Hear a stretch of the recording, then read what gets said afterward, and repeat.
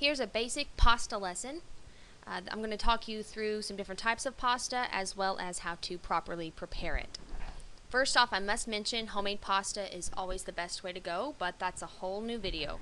So I'll talk about different types of pasta that you can find in stores or that you could make at home. Everybody knows spaghetti. We'll talk about that first. It's just a very basic, thin pasta. It's mostly good in marinara sauces, but not in sauces that are really thick because it doesn't hold the sauce well. You could also get a thinner version called angel hair pasta. But my favorite pasta, especially for a type of pasta that's got a really indulgent, rich, creamy sauce that you really want to savor, like my garlic cream sauce, I love orecchiette.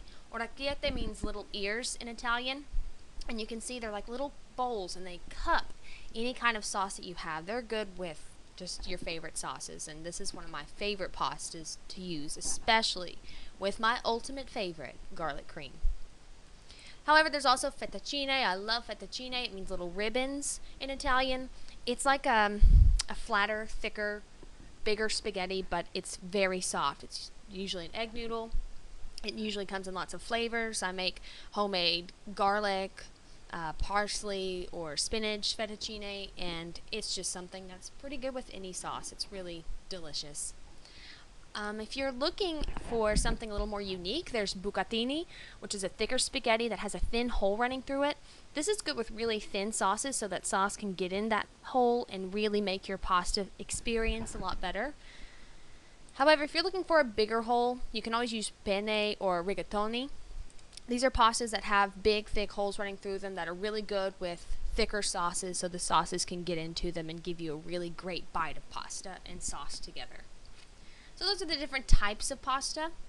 Let's talk about how to cook them.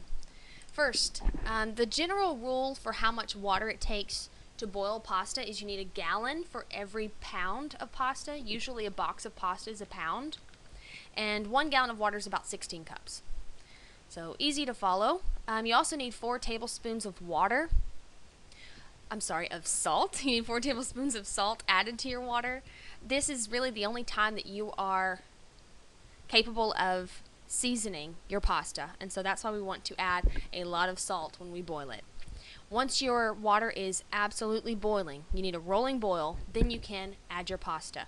If you're worried about your pasta sticking, which I usually am, you could add a couple teaspoons of olive oil or any kind of oil, and that'll help prevent the pasta from sticking. Now, the tricky part of pasta is how long to cook it. The general rule is you always want to eat your pasta when it is al dente. This means to the tooth. That means when you bite it, it's not chewy, but it's not, soggy. It's firm, but soft. And if you're using a whole wheat pasta, it's really hard to not feel that chew even when it is overdone. So if you're using a wheat pasta or whole grain, keep that in mind. You're going to get a lot more chew from those. But any regular pasta, you don't want to bite. You want it to be firm but soft.